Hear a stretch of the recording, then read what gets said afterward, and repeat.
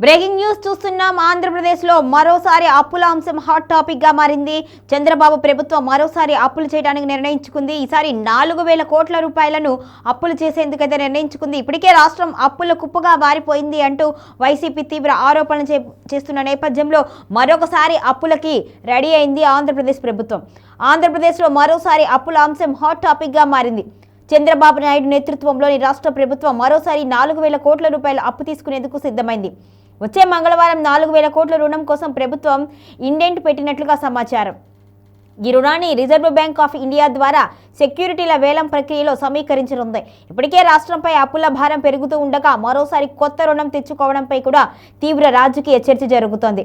సమాచారం ప్రకారం గత 18 నెలల్లో 2,77,000 కోట్లకు పైగా అప్పులు తెచ్చినట్లుగా వ్యక్తమవుతోంది. ఇది రాష్ట్ర ఆర్థిక పరిస్థితిపై ఎంత భారం పడుతుంది అనే ప్రశ్న తెర మీదికి వస్తుంది. ప్రస్తుతం ప్రభుత్వం మాత్రం అభివృద్ధి సంక్షేమ పథకాల కోసం అప్పులు తప్పనిసరి అంటోంది. అటు ప్రతిపక్షాలు మాత్రం రాబోయే తరాలపై అప్పుల భారం మోపుతున్నారు అంటూ తీవ్ర విమర్శలు చేస్తోంది. మరో 4,000 కోట్ల అప్పుతో ఆంధ్రప్రదేశ్ ఆర్థిక పరిస్థితి ఏ దిశగా వెళుతోంది అనేది ఇప్పుడు రాష్ట్ర వ్యాప్తంగా చర్చనీయాంశంగా ఉంది.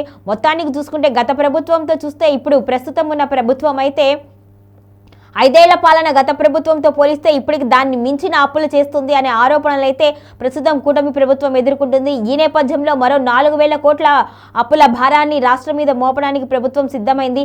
అభివృద్ధి మాత్రం కనిపించట్లేదు, కానీ అప్పుల లిస్టు మాత్రం ఎక్కువగా కనిపిస్తుంది అంటూ ప్రతిపక్ష నేతలు అయితే తీవ్ర ఆరోపణలు చేస్తున్నారు. మరి ఈ చర్చలో ఏది జరగబోతుంది అనేది ఇప్పుడు ఆసక్తికర పరిణామంగా ఉంది. మొత్తానికైతే ఏపీ అనేది కష్టకాలంలో ఉంది అనేది మాత్రం స్పష్టంగా అర్థమవుతోంది.